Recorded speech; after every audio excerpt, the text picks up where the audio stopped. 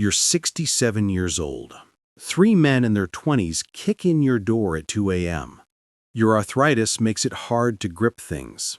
Your reaction time isn't what it was at 30. Your strength is half what it used to be. But you have one critical advantage they don't expect.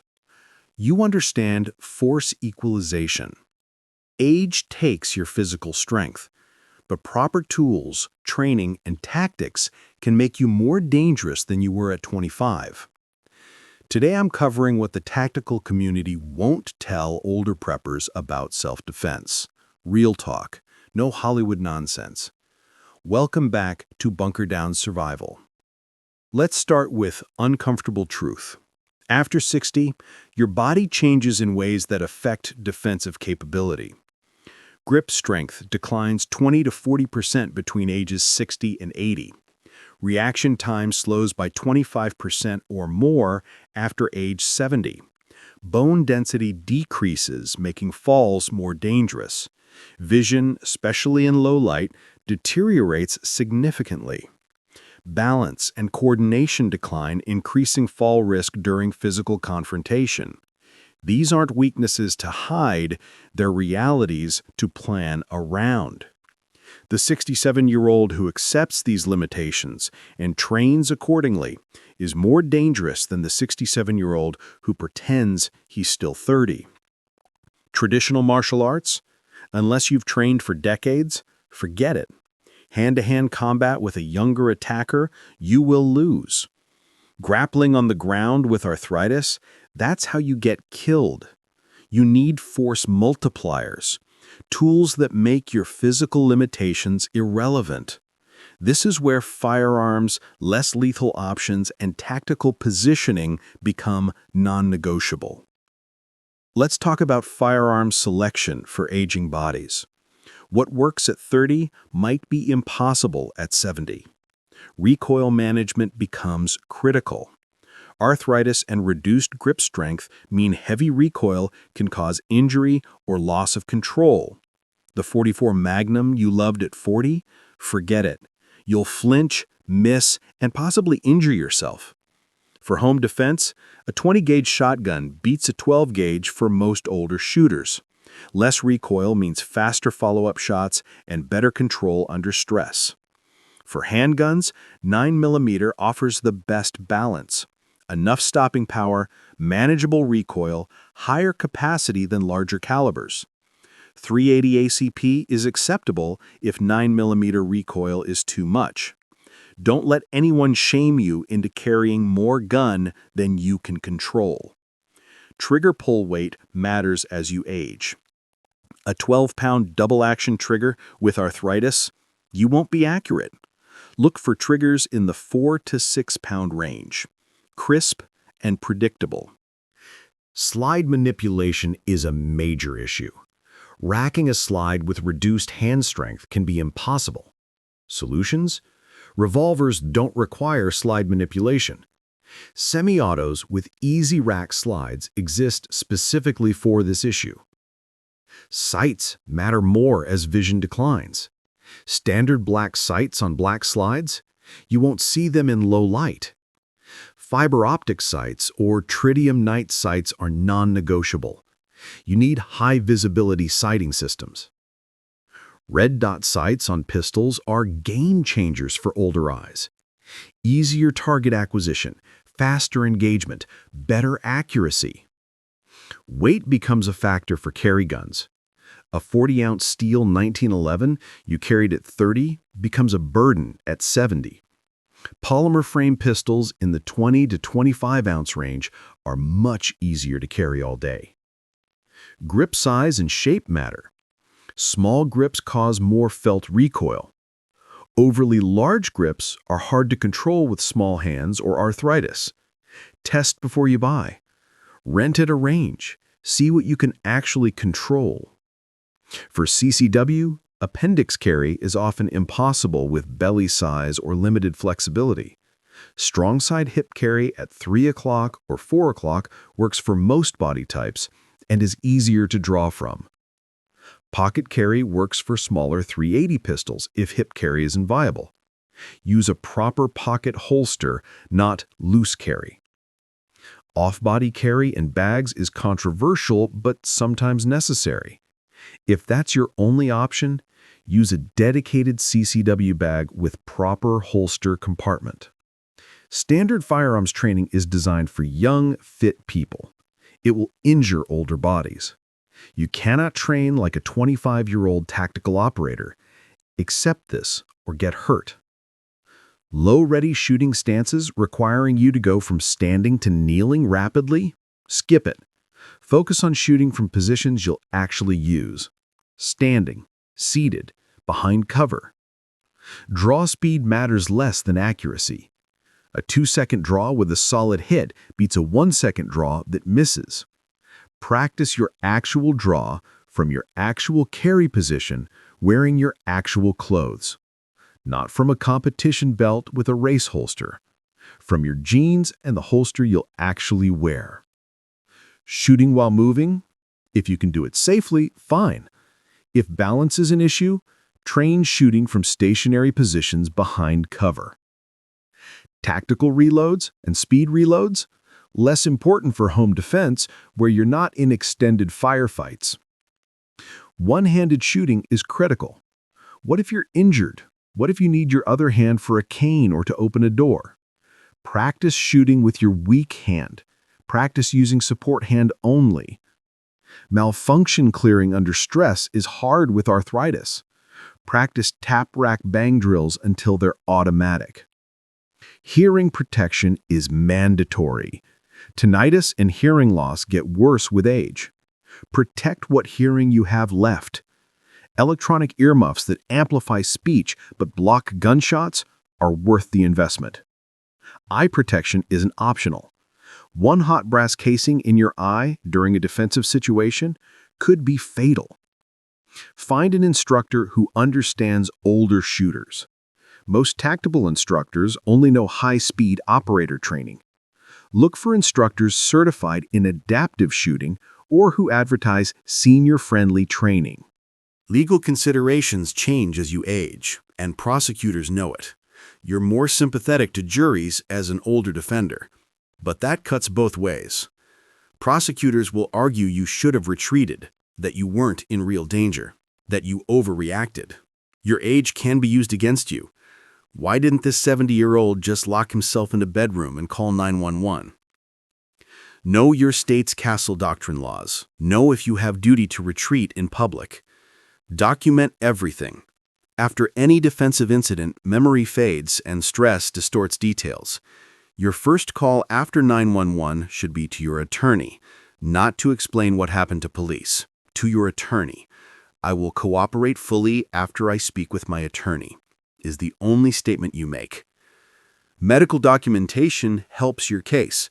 If you had fear of death or great bodily harm, medical records showing your physical limitations support that. Arthritis, heart conditions, previous injuries, mobility limitations, all evidence that a physical attack could cause serious injury or death. Get CCW insurance. U.S. Law Shield, USCCA, or similar programs cover legal defense after defensive shootings. Legal defense in a shooting costs $50,000 to $200,000 minimum, even if you're completely justified. $10 to $20 a month for CCW insurance is the best money you'll ever spend. Home security recordings help your case enormously. Video of forced entry, attacker's actions, your warnings, invest in a Ring doorbell or similar system. Timestamps and video don't lie. This is the most important section, knowing when not to use force. At 70, you cannot afford to win a fight. Even if you survive, injuries that heal in weeks at 30 take months at 70. A broken hip, concussion, or head injury can permanently disable you or kill you. Pride kills old men. Letting someone disrespect you costs nothing. Fighting about it could cost your life. Someone wants your parking spot? Give it to them. Road rage incident? Let them pass. Their insults don't hurt you. Verbal confrontation in public? Walk away. Ego isn't worth dying for.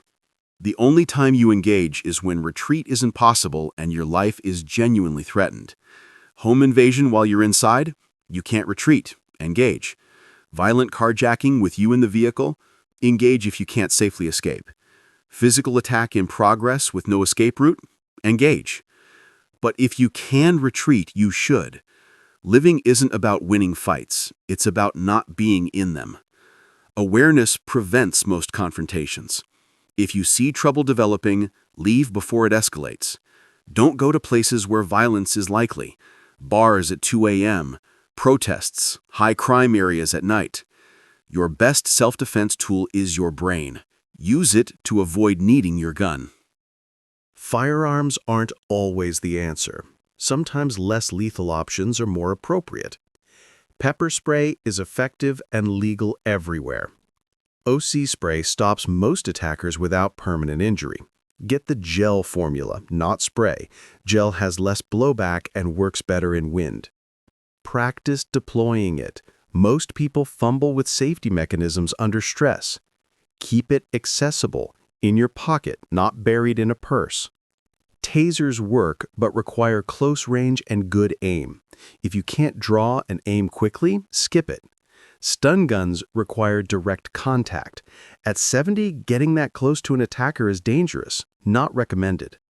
Walking canes and sticks are legal everywhere and don't look like weapons. A solid hardwood cane in trained hands is a formidable defensive tool. There are even cane fighting systems designed for older people. Simple, effective techniques.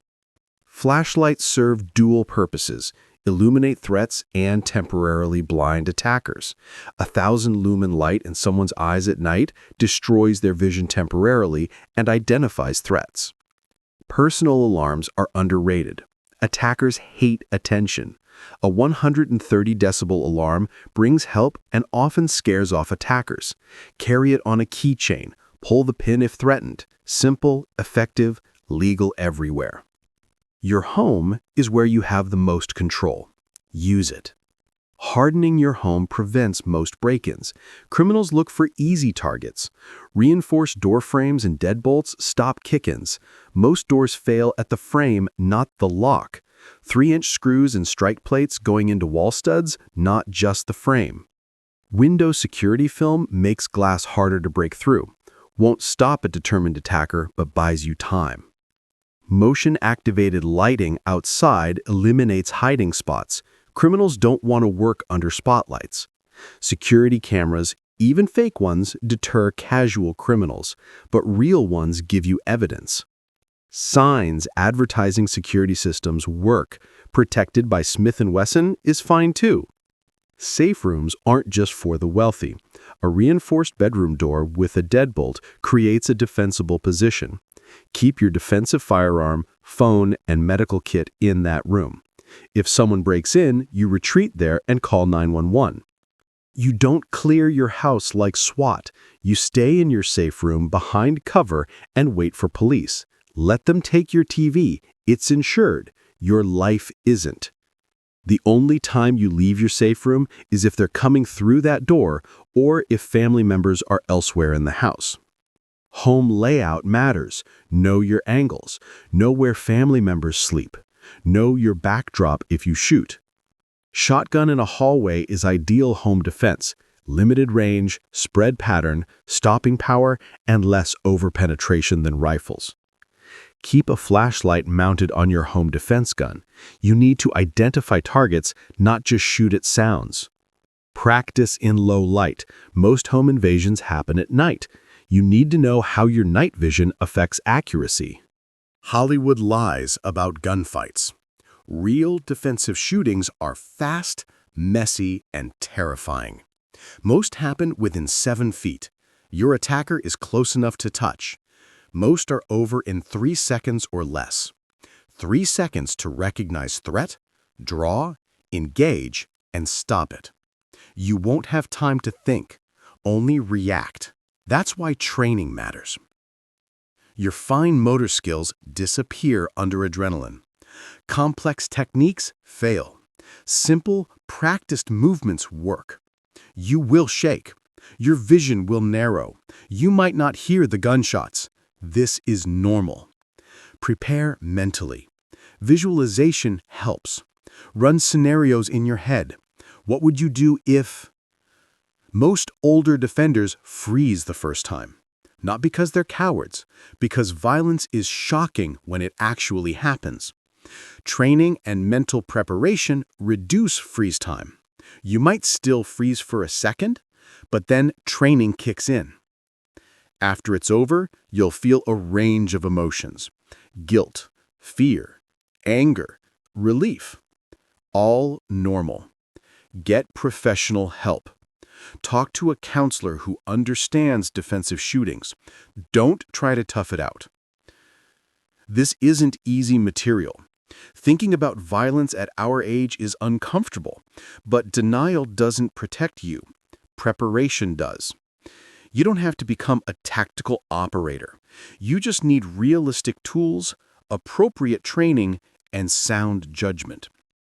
Start small. Get training from an instructor who understands older bodies.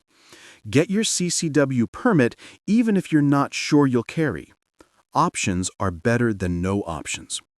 Choose a firearm you can actually control. Rent and test multiple options. Get CCW insurance today, before you need it. Harden your home. Reinforce doors. Add lighting. Install cameras. Practice avoidance and de-escalation. Most fights that don't happen are fights you've won. The goal isn't to be dangerous. The goal is to be safe. I want to hear from you. What defensive setup works for your situation? What challenges are you facing? Drop your experience in the comments. This community learns from each other. And if you found this valuable, hit subscribe. We're building a community of realistic, prepared older defenders. Remember, your best weapon is between your ears. Use it to avoid needing what's on your hip. Prepared minds survive. Prepared older defenders protect themselves and their families. Stay ready, stay safe, stay smart.